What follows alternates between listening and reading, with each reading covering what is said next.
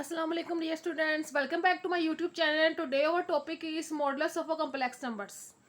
Okay, अब modulus जो है कम्प्लेक्स नंबर का तो हमें इतना पता है कि कम्प्लेक्स नंबर को डिनोट करते हैं जी से, स्मॉल जी से। अब यहाँ पे डेफिनेशन आपको बोर्ड में जब डेफिनेशन आती है 2 मार्क्स की आती है, डेफिनेशन के साथ आपने एटलीस्ट 2 to 3 एग्जाम्पल्स लिखनी होती हैं। अब आपने क्या करना है, आपके पास डेफिनेशन है if z is equal to x plus iota Y.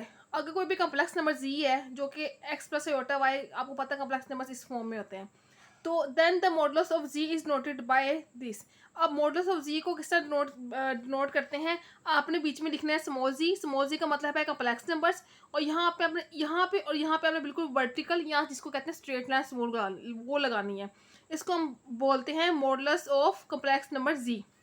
उसको डिफाइन कैसे करते हैं, आपने इसको निकालना कैसे है, निकालने का तरीका ये है कि आपके पास यहाँ पे आपने सबसे पहले इक्वल टू अंडर रूट लिखना है। अंडर रूट के नीचे आपने जो पहला रियल पार्ट है उसका स्क्वायर, बीच में प्लस का साइन डालना है, और अयोटा के साथ आपके पास इमेजिनरी पार्ट का जो नंबर होगा वो उसके ऊपर आपने स्केल लिखना है और उस पूरे के ऊपर अंडर रूट लगा देना है।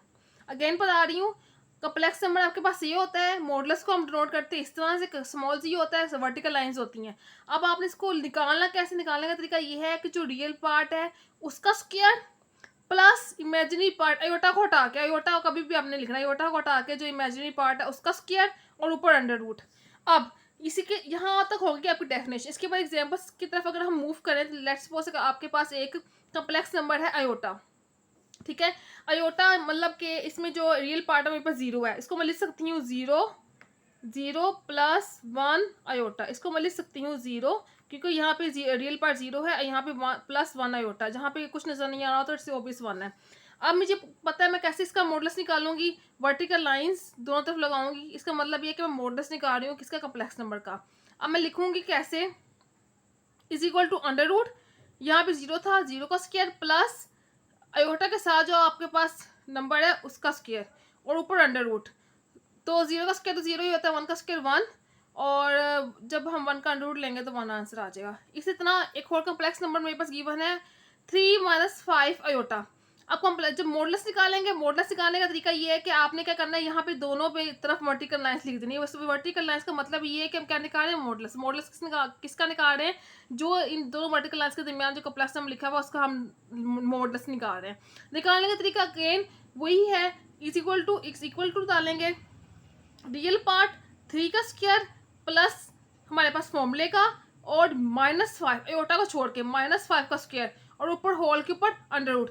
3 का स्क्वायर 3 × 9, 5 का स्क्वायर 5 × 25। मैंने को बताया था कि पावर इवन हो, इवन पावर मतलब 2 4 6, तो जहाँ पे अगर माइनस साइन होता है वो पॉजिटिव में कन्वर्ट हो जाता है। तो यहाँ पे इसलिए आपको पॉजिटिव नजर आ रहा है। जब इन दोनों को ऐड करेंगे तो अंडर रूट 34 आंसर आएगा।